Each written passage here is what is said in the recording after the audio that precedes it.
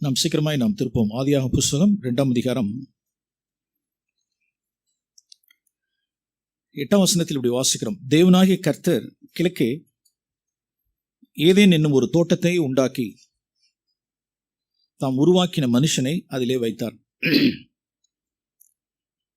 ஒரு தோட்டத்தை உண்டாக்கி தாம் உருவாக்கின மனுஷனை அதிலே வைத்தார். அதில் அவன் குடியிருக்கும்படிக்கு தேவன் முதலாவது என்னத்தை கொடுத்துட்டார் அப்படின்னா, ஒரு வீட்டை கொடுத்துட்டார். குடியிருக்கும்படியான ஒரு வீட்டை கொடுத்தார். காட் ஆஃப் ப்ரொவிஷன், எல்லாவற்றையும் நமக்கு அருளுகிற கர்த்தர். 2:10 தோட்டத்துக்கு தண்ணீர் பாயும்படி ஏதேனிலிருந்து ஒரு நதியை ஓட செய்தார். ஒரு ரிசோர்ஸும் அவரே வைக்கிறார் பாருங்க. இந்த தோட்டம் இருக்குன்னா அப்போ அந்த தோட்டத்துக்கு தண்ணி வேணுமே. இந்த பகுதிகளில் தான் விவசாயம் பண்ணணும் அப்படின்னா தண்ணி வரணும்ல. எதை நம்பி இங்கே விவசாயம் பண்ணுறாங்க? ராம்நாத் டிஸ்ட்ரிக்ட்லாம் பண்ணுவாங்களா? பண்ண மாட்டாங்க. வறட்சி மாவட்டங்களில் அது மாதிரி விவசாயம் பண்ணுவாங்களா? பண்ண மாட்டாங்க. இந்த ஆற்றை நம்பி தான் இங்கே விவசாயம். ஸோ தேவன் அந்த தோட்டத்துக்கு தண்ணீர் பாயும்படி ஏதேனிலிருந்து ஒரு நதியை ஓட பண்ணினார். 3ஆம் அதிகாரம் 8ஆம் வசனத்தில் வாசிக்கிற பாருங்க. 3ஆம் அதிகாரம் 8ஆம் வசனம். பகலில் குளிர்ச்சியான வேலை. தோட்டம் எப்படி இருக்கு? என்ன தோட்டம் அது? நீர் பாய்ச்சலான. அப்ப நீர் பாய்ச்சலான தோட்டம் அப்படின்னு நல்லா குளிர்ச்சி தான். எப்ப? ராத்திரில இல்லை, விடிய காத்தால் இல்லை, எப்பயே பகல்ல நல்லா ஃப்ரீ ஏசி மாதிரி நல்லா குளு குளு குளு குளுன்னு இருக்கு, நல்லா ஊட்டி மாதிரி. பகலில் குளிர்ச்சியான வேலை, எல்லாவற்றுக்கும் மேலாக சிகரமாய். இதுதான் பியூட்டி. 8ஆம் வசனத்தில் வாசிக்கிறோம். தோட்டத்தில் உலாவுகிற தேவனாகிய கர்த்தருடைய சத்தத்தை அவர்கள் கேட்டார்கள். அவர்களோடு கூட டெய்லி தேவன் என்ன வந்தார் அப்படின்னா, அப்படியே வருவார். தோட்டத்தில் உலாவுகிற, அப்படியே தோட்டத்தில் அப்படியே வருவார், உலாவுவார். இவங்களோடு கூட ஃபெலோஷிப் பண்ணுவார். ஆதாம்கிட்ட பேசுவார், ஏவாள்கிட்ட பேசுவார். அவங்களுடைய சத்தத்தை கேட்பாங்க. ஒரு சத்தம் மட்டும் கேட்பாங்க, ஒரு சத்தம். அவர் ரெஸ்பாண்ட் பண்ணுவாங்க, பேசுவாங்க. It's a fellowship. What a beautiful life. இதுதான் ஆதியாகமம் 2 சித்தரிக்கிற நீர்ப்பாய்ச்சலான தோட்டம். எல்லாம் இருக்கு, அது மேன்மல்ல. எல்லாவற்றுக்கும் சிகரம் என்ன அப்படின்னா, தேவன் அவர்களோடு கூட என்ன செய்தார் அப்படின்னா ஃபெலோஷிப் பண்ணார். அவருடைய சத்தத்தை கேட்டுக்கொண்டே இருந்தார்கள். ஓகே, ஆதியாகமம் 3ஆம் அதிகாரத்துக்கு திரும்புவோம். இப்படிப்பட்ட நீர்ப்பாய்ச்சலான தோட்டம், இப்படிப்பட்ட நீர்ப்பாய்ச்சலான தோட்டம் 18ஆம் வசனத்தில் வாசிக்கிறோம். வருத்தமான காரியம். 18ஆம் வசனத்தில் 3:18 வாசிக்கிறோம். அது, அந்த தோட்டமானது, அந்த பூமியானது, அது உனக்கு முள்ளும் குறுக்கும் முளைப்பிக்கும். 3ஆம் அதிகாரத்தில் அந்த தோட்டம் இப்ப என்ன ஆயிடுச்சு அப்படின்னா, முள்ளு காடாயிடுச்சு. முள்ளும் குறுக்கும் காஞ்சரியுமாய். பார்த்தா என்ன பியூட்டிஃபுல்லா இருந்ததானே. நீர் பாய்ச்சலான இருந்த அந்த தோட்டம், நீர் பாய்ச்சலான தோட்டம் நான் இப்ப என்ன ஆயிடுச்சு அப்படின்னா முள்ளுக்காடு ஆயிடுச்சு. அருமையானவர்களே, என்னுடைய வீடும் உங்களுடைய வீடும், நான் ஒவ்வொருவருடைய வீடும் நீர் பாய்ச்சலான தோட்டமா அல்லது முள்ளுக்காடா? இன்னைக்கு உலகத்தில் உள்ள ஜனங்களை விட்டுருங்க, உலகத்தில் உள்ள குடும்பங்களை விட்டு விடுங்கள். ஈவன் கிறிஸ்தவ குடும்பங்கள், பல லட்சக்கணக்கான குடும்பங்கள், கிறிஸ்தவ குடும்பங்கள் இன்னைக்கு எப்படி இருக்கு அப்படின்னா முள்ளுக்காடா இருக்கு. நீர்ப்பாய்ச்சலான தோட்டமா இருக்க வேண்டியது. கல்யாணம் பண்ணி ஒரு உடன்படிக்கையை வாசித்து கை பிடிச்சு ஜெபம் பண்ணி சில குடும்பங்கள் 3 மாசத்துல முள்ளுக்காடாவது, சில குடும்பங்கள் 3 வருஷத்துல முள்ளுக்காடாவது.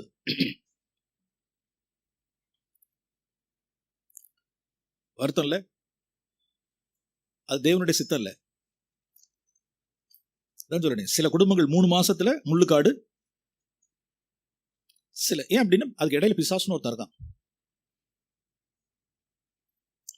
ஆதியாகமம் 2 நீர்ப்பாய்ச்சலான தோட்டம், ஆதியாகமம் 3ஆம் அதிகாரம் முள்ளுக்காடு.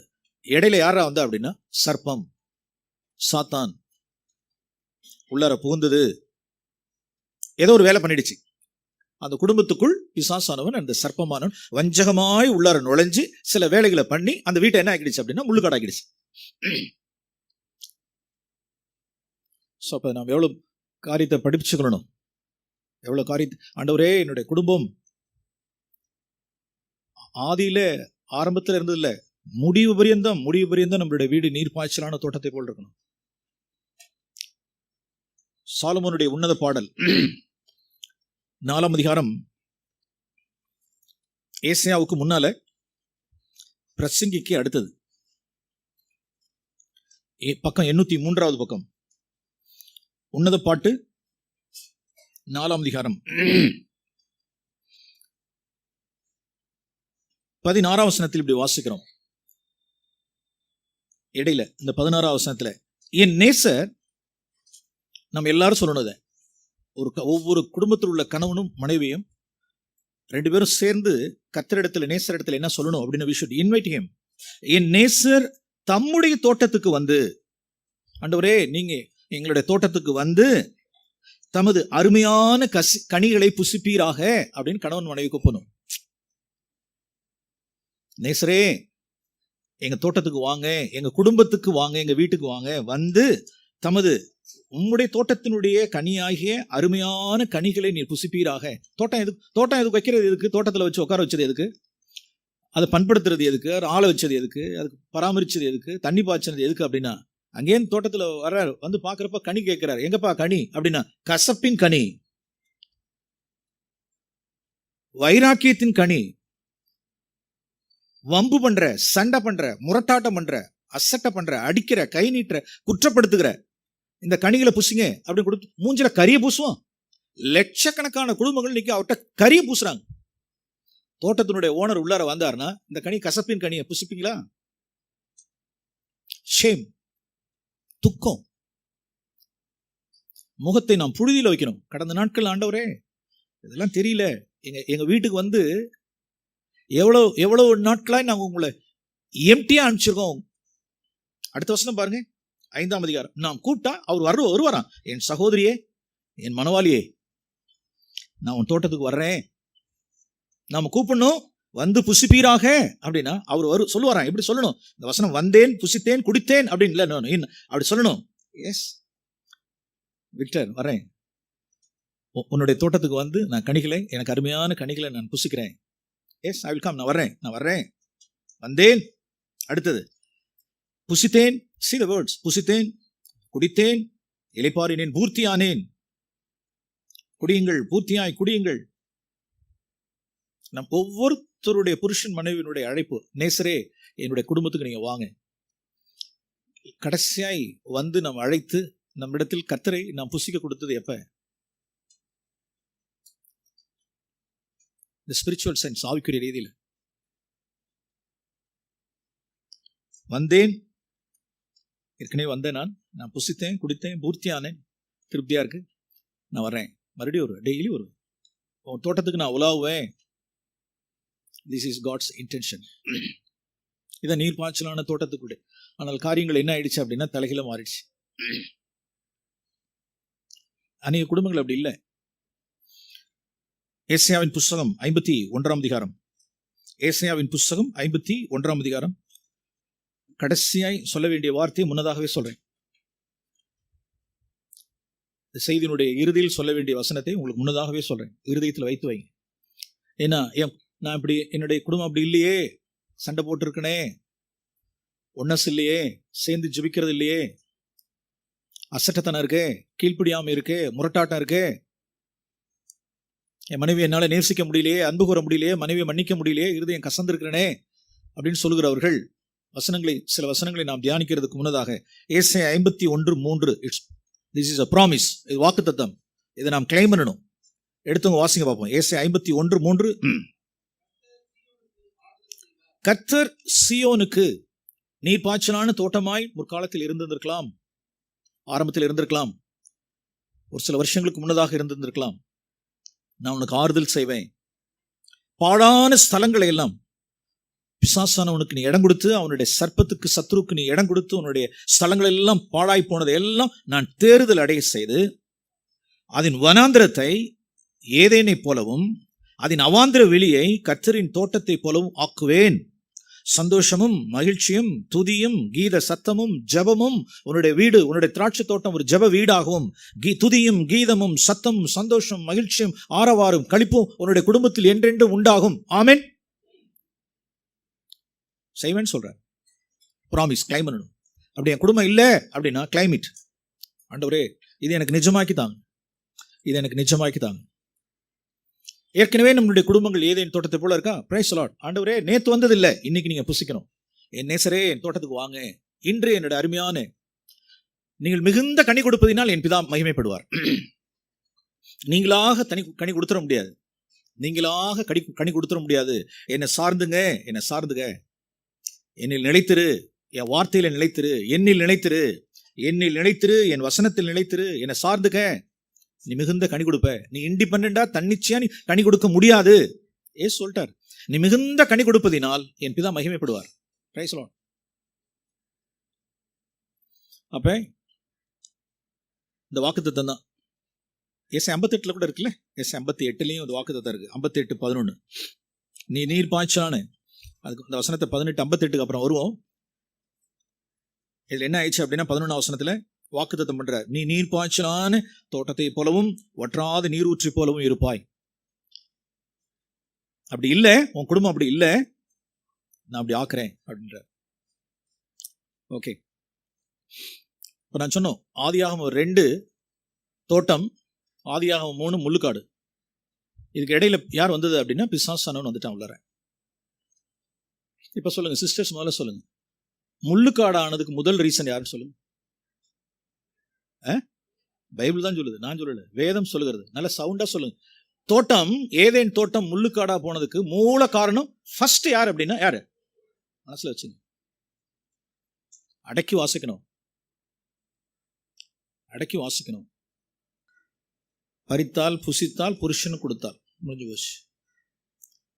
பாவம் உள்ளே பிரவேசித்தது, கீழ்ப்பிடியாமை உள்ளே வந்தது, தேவனிடத்திலிருந்து ஐக்கியம் போயிடுச்சு. இனிமே எங்க பகலின் குளிர்ச்சியான வேலை, அவ்வளவுதான். இனிமே எங்க தேவனுடைய சத்தத்தை அவர்கள் கேட்கறது, எங்க இனிமே ஐக்கியம், அவ்வளவுதான். தேவனுடைய சமூகத்தை விட்டு விலகிட்டாங்க, தங்களுடைய நிர்வாணத்தை பார்த்தார்கள். அது வரைக்கும் அவர்களுக்கு நிர்வாணமே தெரியல. அவங்களுக்கு ஒரு ட்ரெஸ் இருந்தது, தேவனுடைய சாயல்.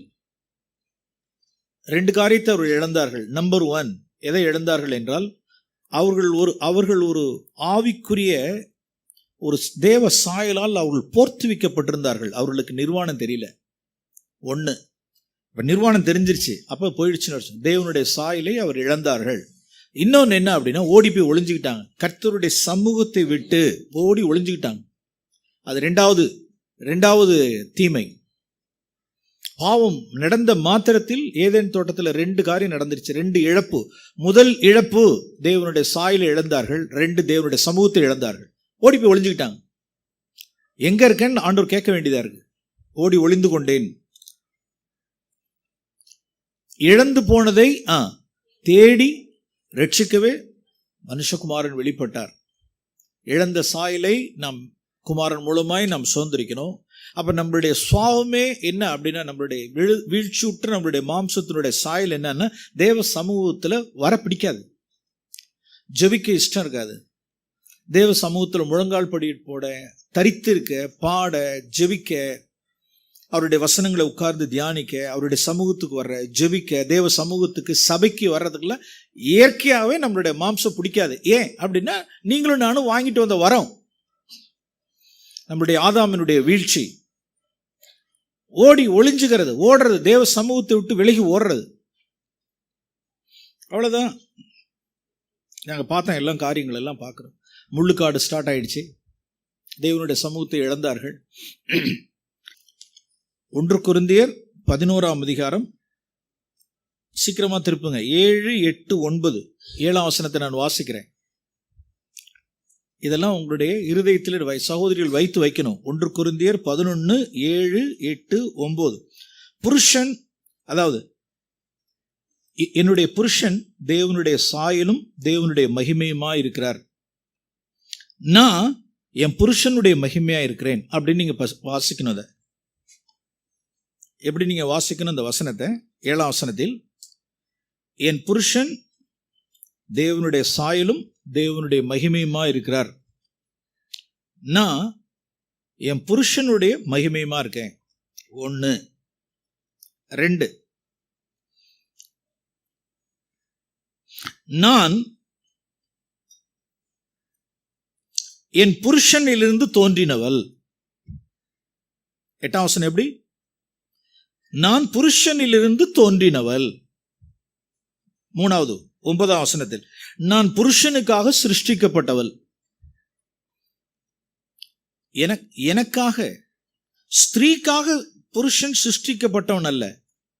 ஸ்திரீக்காக புருஷன் சிருஷ்டிக்கப்பட்டவன் அல்ல, ஸ்திரீயே புருஷனுக்காக சிருஷ்டிக்கப்பட்டவள். அப்ப எப்படி எடுக்கணும்? என்ன தாழ்மை, என்ன மனத்தாழ்மை என்ன அப்படின்னா, நான் என் புருஷனுக்காக சிருஷ்டிக்கப்பட்டவன், அவருக்காக தான் நான் சிருஷ்டிக்கப்பட்டிருக்கேன். 1.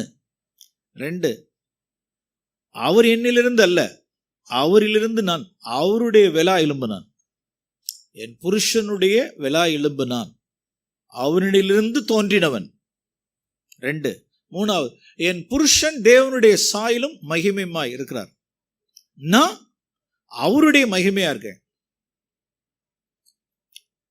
இந்த இன்னொரு வார்த்தை 1 தீமோத்தேயு 2ஆம் அதிகாரம், 1 தீமோத்தேயின் புஸ்தகம் 2ஆம் அதிகாரம்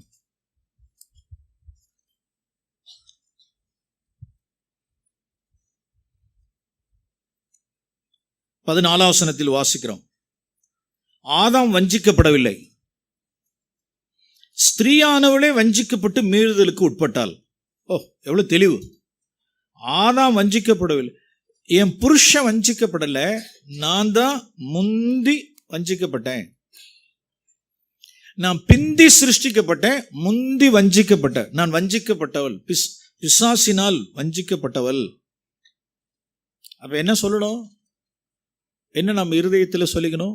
என் புருஷன் தேவனுடைய சாயலும் தேவனுடைய மகிமையுமா இருக்கிறார், நான் புருஷனிலிருந்து தோன்றினவள், நான் புருஷனுக்காக சிருஷ்டிக்கப்பட்டவள். இப்படிப்பட்ட நான் முந்தி பிசாசினால் நான் வஞ்சிக்கப்பட்டவள். ஸோ இதனுடைய முடிவு என்ன அப்படின்னா, நான் அடக்கி வாசிக்கணும், நான் அடக்கி வாசிக்கணும், என் புருஷனை நான் கனப்படுத்தணும். என் புருஷன், எபேசியருக்கு எழுதின நிருபம், இது உங்களுக்கு டீச்சிங் மாதிரி, டீச்சிங் செஷன் மாதிரி. எபேசியருக்கு எழுதின நிருபம் 5ஆம் அதிகாரம், எபேசியர் 5. முதல்ல 2 காரியங்கள் உங்களுக்கு மிக மிக முக்கியமானது. 2 விஷயம் எபேசியர் 5ல் இல்லை அப்படின்னா அந்த வீடு முள்ளுக்காடு தான். 5ஆம் அதிகாரம் 33ஆம் வசனத்தினுடைய லாஸ்ட் பார்ட், மனைவி புருஷனிடத்தில் மரியாதையாய் இருக்க கடவள். பாருங்க, 5:33, மனைவி புருஷனிடத்தில் பயபக்தியாய் இருக்க கடவள், பயந்து இருக்க கடவள், பயபக்தியாய் இருக்க கடவள், மரியாதையாய் இருக்க கடவள், மரியாதை செலுத்த கடவள். 1. மேலே 22ஆம் வசனம், உங்கள் சொந்த புருஷர்களுக்கு கர்த்தருக்கு கீழ்ப்படுகிறது போல கீழ்ப்படியுங்கள். 2. 1 மரியாதை செய்யுங்கள், இன்னொன்று கீழ்ப்படியுங்கள். மரியாதை கனப்படுத்துறது, அசட்ட செய்யறது இல்லை. எபிரேயர் புஸ்தகம் பியூர்லி இந்த சகோதரிமார்கள், எபிரேயர் புஸ்தகம் 13ஆம் அதிகாரம்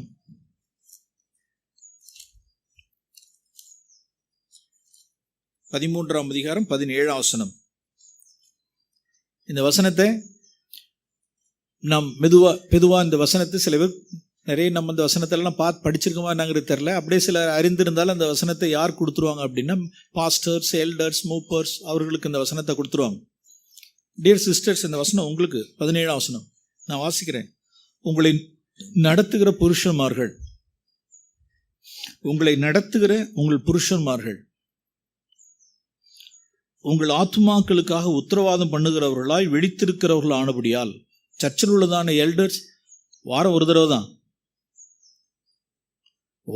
தடவை தான் உங்களை நாங்கள் நடத்துகிறவங்க. எல்லா நாளும் அது 10% தான். இங்கே உள்ள சர்ச்சில் உள்ள எல்டர்ஸ், திருச்சபையில் உள்ளதான எல்டர்ஸ் உங்களை எத்தனை % உங்களை நடத்திட முடியும்? எத்தனை % உங்களை கண்காணிக்க முடியும்? ஏசு உங்களுடைய ஆத்மாவுக்கு உத்தரவாதம் உடையவர்கள் தான். எவ்வளோ? 10% தான். முழுக்க முழுக்க உங்களை நடத்துகிறவர்கள், எல்லா நாட்களும் உங்களோட கூட இருந்து நடத்துகிறவர்கள், உங்களுடைய ஆத்துமாக்களுக்காக உத்தரவாதம் பண்ணி விழித்திருக்கிறவர்கள் யார் அப்படின்னா உங்களுடைய புருஷர்மார்கள். அவர்கள் துக்கத்தோட அல்ல. உங்கள் புருஷர்கள் உங்களை நடத்துகிறது கண்ணீர் வடிக்கக்கூடாது. உங்களை நடத்துகிற புருஷன், எனக்கு வேதனையா இருக்கு பிரதர், வேதனையா இருக்கு பிரதர், வீட்டுக்கு போகணுன்னாவே எனக்கு வேதனை வேதனை. ஒரு மனைவி செலவாளி, ஒரு மனைவி கஞ்சத்தனம், பிசினித்தனம், கஞ்சத்தனம். ஒன்னு பிசினித்தனம், இன்னொன்னு செலவாளி. எல்லாரும் இது இப்படியும் வருது. இப்படியும் துக்கப்படுகிற புருஷர்கள் உண்டு, இப்படியும் துக்கப்படுகிற புருஷர்கள் உண்டு. பேசி ஜெயிக்க முடியாது, பேசி ஜெயிக்க முடியாது, பேசி ஜெயிக்க முடியாது. துக்கத்தோட அல்ல, சந்தோஷத்தோட என் மனைவியை நடத்துறது எனக்கு சந்தோஷமா இருக்கு. எனக்கு என் மனைவியை நடத்துறது எனக்கு சந்தோஷமா இருக்கு. நல்லா கீழ்ப்படிஞ்சு போறாங்க. Praise the Lord. அவர்கள் சந்தோஷத்தோட அவர்களுக்கு செய்யும்படி அவர்களுக்கு கீழ்ப்படிந்து அடங்குங்கள். அவர்கள் துக்கத்தோட அப்படி செய்தால் அது உங்களுக்கு, நீங்க மிச்சத்தை படிச்சிருங்க சவுண்டா, பிரயோஜனமாய் இருக்க மாட்டாதே. It's not profitable to you. காதுள்ளவன் கேட்க கடவன். It will not be profitable to you. இன்னையிலேருந்து நீங்க வசனத்துக்கு முன்னாலே தெரியலன்னா இன்னையிலேருந்து எழுதி வச்சிங்க. நீங்க வெயிட் அண்ட் செய், மனம் திரும்பிடுங்க. ஆண்டவரே, என்னுடைய ஆவிக்குரிய வாழ்க்கை எனக்கு பிரயோஜனமா இருக்கணும், என் பிள்ளைகளுக்கு நன்மையா உண்டாகணும், என்னுடைய வருங்காலம் எனக்கு பிரயோஜனமா இருக்கணும். இல்லை அப்படின்னா முள்ளுக்காடு. என் புருஷன் என்னை நடத்துகிறதுக்கு என்னவா இருக்கக்கூடாதுன்னா துக்கத்தோட அப்படி செய்தால் அது எனக்கு பிரயோஜனமா இருக்காது. நம்பர் 1, ஒரு வசனத்தை உள்ளார வச்சுங்க. 2வது வசனம் 1 பேதுரு 3ஆம் அதிகாரம், 1 பேதுரு 3ஆம் அதிகாரம் 7ஆம் வசனம். இந்த வசனம் யாருக்கு தெரியுங்களா? இது இப்படி தமிழ் வேதாகமத்தினுடைய இங்கிலீஷ் தமிழ்ல இப்படி அமைச்சது இப்படி ஆயிடுச்சு. எப்படின்னா அதனுடைய ஒரிஜினல் ஸ்ட்ரக்சர் ஆங்கில வேதாகமத்தில் பார்த்தா தான் கரெக்டாக தெரியும். முதல் 6 வசனம் மனைவிக்கு, முதல் 6 வசனம் மனைவிக்கு, 7வது ஒரு வசனம் புருஷனுக்கு. என்ன அந்த புருஷனுக்கு என்ன சொல்லப்பட்டிருக்கு அப்படின்னா, இப்போ பாருங்க 7 புருஷனுக்கு என்ன சொல்லப்பட்டிருக்குன்னு பாருங்க. புருஷனே, உன் மனைவி பலவீனமான பாண்டம், அவர்களுடன் நீ விவேகமா வாழு, விவேகமாய் நல்ல அண்டர்ஸ்டாண்டிங்கோட புரிந்து கொள்ளுதலோட மனைவியோட வாழு. ஏன்னா உன் மனைவி பலவீனமான பாண்டம், அவர்களுக்கு செய்ய வேண்டிய கணத்தை செய், அவர்களுக்கு செய்ய வேண்டிய கணத்தை செய். இது யாருக்குரியது? புருஷனுக்குரியது. மேல 6 வசனம் யாருக்குரியது? மனைவிமார்களுக்குரியது. முடிஞ்சிருச்சு. 6, 1, 7. இப்ப இந்த 7 வசனத்துக்கு ஒரு பேக்கேஜ். 6 மனைவி, 7 மனைவி, புருஷன். இது முடிச்சுட்டு கடைசியில அந்த 7க்கும் கடைசியில என்ன வருது அப்படின்னா, உங்கள் ஜெபங்களுக்கு தடை வராதபடிக்கு. அப்படின்னா இது யாருக்கும் அது யாருக்கும் உண்டு, யாருக்கும் உண்டு, 2 பேத்துக்கும் உண்டு. முதல்ல மனைவிக்கு சொல்லி அவர் புருஷனுக்கு பேதுரு எழுதி, ஆவியானவர் எழுதி வச்சுட்டு இப்ப கடைசியில் என்ன சொல்றார்? நீ கீழ்ப்படியில, உன்னை கீழ்ப்படிதல்னால் உன்னை நீ அலங்கரிச்சு கொள்ளல, அல்லது உன் மனைவிக்கு செய்ய வேண்டிய கணத்தை நீ செய்யல அப்படின்னா உன் ஜெபத்துக்கும் தடை வரும், உன் ஜெபத்துக்கும் தடை வரும். அப்ப 2வது காரியம் என்ன அப்படின்னா, கீழ்ப்படிந்து நாம் அலங்கரித்துக் கொள்ளணும். புருஷனுக்கு நாம் கீழ்ப்படிதல் இல்லை, கணம் இல்லை அப்படின்னா என்ன அர்த்தம் அப்படின்னா, என்னுடைய ஜெபத்துக்கு தடை வரும். முதல்ல என்ன வாசிச்சோம்? எபிரேயர் 13:17 என்ன சொல்லப்பட்டுச்சு? எனக்கு என்னவா இருக்காது, எனக்கு பிரயோஜனம் கிடையாது, எனக்கு பிரயோஜனமா இருக்காது. 2, என்னுடைய ஜெபத்துக்கு என்ன வரும் அப்படின்னா தடை வரும். என் புருஷனை நான் கனம் பண்ணல, மதிப்பு கொடுக்கல, நான் கீழ்ப்படியில அப்படின்னா என்னுடைய ஜெபத்திற்கு தடை.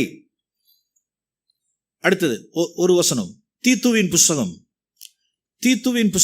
2ஆம் அதிகாரம் 4-5 வாசிப்போம். பெரிய வசனம், சகோதரிகளுக்கு இதோட நிறுத்திக் கொள்வோம். தீத்துவின் புஸ்தகம் 2ஆம் அதிகாரம் 4ஆம் வசனமும் 5ஆம் வசனம் வாசிக்கிறோம். தேவ வசனம் தூஷிக்கப்படாதபடிக்கு, உங்கள் ஜெபத்துக்கு தடை வராதபடிக்கு உங்களுக்கு பிரயோஜனமாய் இராதபடிக்கு. எத்தனை படிக்கு எத்தனை பாருங்க, தேவ வசனம் தூஷிக்கப்படாதபடிக்கு ஸ்திரீகள் தங்கள் புருஷரிடத்தில் என்ன செய்யணுமா, அன்புள்ளவர்களா இருக்கணும். 5ஆம் வசனத்துல தங்கள் புருஷருக்கு கீழ்ப்படுகிறவர்களா இருக்கணும். 4 என்ன சொல்லப்பட்டிருக்கு, பாலிய ஸ்திரீகள் தங்கள் புருஷரிடத்தில் அன்புள்ளவர்களா இருக்கணும். 5ஆம் வசனத்துல தங்கள் புருஷர்களுக்கு கீழ்ப்படியணும். ஏன் அப்படின்னா தேவ வசனம் தூஷிக்கப்படாதபடிக்கு. இன்னும் சொல்ல போனா கீழே 8ஆம் வசனம், எதிரியானவன் உங்களை குறித்து பொல்லாங்கு சொல்லக்கூடாது. தேவ வசனம் என்ன செய்யக்கூடாது அப்படின்னா தூஷிக்கப்படக்கூடாது. எதிராளியாகிய பிசாசும் உங்களை குறித்து பொல்லாங்கு சொல்லுவதற்கு இடம் இல்லாமல். So dear sisters, அப்ப ஜாக்கிரதையா இருப்போம். இப்படிதான் என்ன ஆணிச்சு அப்படின்னா, அவ இண்டிபெண்டா ஒரு காரியத்தை முடிவெடுத்து அதனுடைய ஸ்பிரிட் அவ்வளவுதான். அங்க உள்ள ஆவி, அந்த ஆவி அப்படியே இத்தனாயிரம் வருஷங்களா அப்படியே உள்ளார வந்து வந்து வந்து வந்து பாவத்தினுடைய அதனுடைய வைப்ரன்ஸ் அப்படியே அடுத்து அடுத்து அடுத்து பெருகி பெருகி பெருகி பெருகி பெருகி எந்த அளவுக்கு ஆயிடுச்சுன்னா, அசட்டத்தனம், கீழ்ப்படியாமை, சண்டை போடுறது, எதிர்த்து நிற்கிறது. சிப்போரால் தன் புருஷனுக்கு கீழ்ப்படிஞ்சாலா படியில, அதாவது மோசஸோடு கூட அவங்க போகும் பொழுது, எகிப்துக்கு போகும் பொழுது சிப்போரால் தன் புருஷனுக்கு கீழ்ப்படிந்தாலா கீழ்ப்படியில? சொல்லுங்க பார்ப்போம். சவுண்டா? கீழ்ப்படியில, கீழ்ப்படிஞ்சாலே. ரொம்ப நாள் அவங்க வீட்டுக்குள்ள ஒரு பிரச்சனை இருந்துச்சு. என்னது? அந்த நுனித்தோலை கட் பண்ற விஷயத்துல, சுண்ணத்து பண்ற விஷயத்துல புருஷன் பொண்டாட்டிக்கு ரொம்ப பிரச்சனை இருந்துச்சு. அவள் தான் ஆதிக்கம் செலுத்திக்கிட்டே தான் இருந்தா, இடம் கொடுக்கவே இல்லை. ஒரு காலகட்டத்தில் அவள் என்ன செஞ்சா சொல்லுங்க பாபு? இடம் கொடுத்தாலும் இல்லையா? கீழ்ப்படிஞ்சாலா? கீழ்ப்படிஞ்சிட்டான். அது கீழ்ப்படிதலான்னு சொல்லுங்க பாபு. என்ன கீழ்ப்படிதல்? தூக்கி எறிஞ்சா பார், தூக்கி எறிஞ்சா பார், தூக்கி எறிஞ்ச. நுனித்தோ, you bloody husband, you bloody husband, நீ ரத்த சம்பந்தமான புருஷனே, இதானே உனக்கு தேவை? தூக்கி காலில் தூக்கி எறிஞ்சிட்டு நான் போறேன், எங்க அப்பா வீட்டுக்கு போறேன்னு போயிட்டா பாரு. இதெல்லாம் கீழ்ப்படுதல் கிடையாது. இது கீழ்ப்படுதல் கிடையாது. சந்தோஷத்தோடு கீழ்ப்படிந்து அடங்குங்கள். சந்தோஷத்தோட கீழ்ப்படிந்து அடங்குங்கள். ஒரு நிமிஷம் கண்களை மூடி நாம் ஜெபம் பண்ணுவோம். சகோதரிகள் ஜெபம் பண்ணுவோம். ஆண்டவரே, என்னுடைய குடும்பம் நீர்ப்பாய்ச்சலான தோட்டமாய் இருக்கணுங்கிறது உங்களுடைய சித்தம். என்னுடைய நேசர் தம்முடைய தோட்டத்துக்கு வந்து என்னிடத்திலிருந்து என்ன கனியை புசிக்கணும் அப்படின்னா கீழ்ப்படிதல். அவரிடத்துல வேற எந்த கனியும் தேவன் எதிர்பார்க்கல. கீழ்ப்படிதல், கீழ்ப்படிதல்ங்கிறதான கனி அதான் தேவன் எதிர்பார்க்கிறார். இந்த கனியை நீ என்னோட தோட்டத்தில் வந்து புசிக்கணும். என் புருஷனுக்கு நான் சந்தோஷத்தோட நான் கீழ்ப்படிந்து அடங்கணும். என் ஜெபத்துக்கு தடை எவ்வளோ, என்னுடைய ஜெபங்கள் எவ்வளோ தடை செய்யப்பட்டிருக்குன்னு தெரில. என் வாழ்நாளில் என்னுடைய குடும்ப வாழ்க்கையில், என்னுடைய திருமண வாழ்க்கையில் எத்தனை ஜெபம் பண்ணியிருக்கேன், எவ்வளோ ஜெபம் தடைப்பட்டுச்சுன்னு எனக்கு தெரியல. எவ்வளோ மதியீனமாக இருந்திருக்கிறேன். என் புருஷனை கனப்படுத்த வேண்டிய விதமாக கனப்படுத்தலை, கீழ்ப்படி தவறிட்டேன். என் புருஷன் என்னை நடத்துறதுக்கு ஆண்டவரே துக்கத்தோடு என்னை நடத்தியிருக்கிறார். இது எனக்கு பிரயோஜனமாக இல்லைங்கிறதே எனக்கு தெரியல. நான் முரட்டாட்டம் பண்ணியிருக்கேன், சரிக்கு சரி நின்றுருக்கேன். என்னை கீழ்ப்படிதலைன்னா என்னை அலங்கரித்து கொள்ளலை.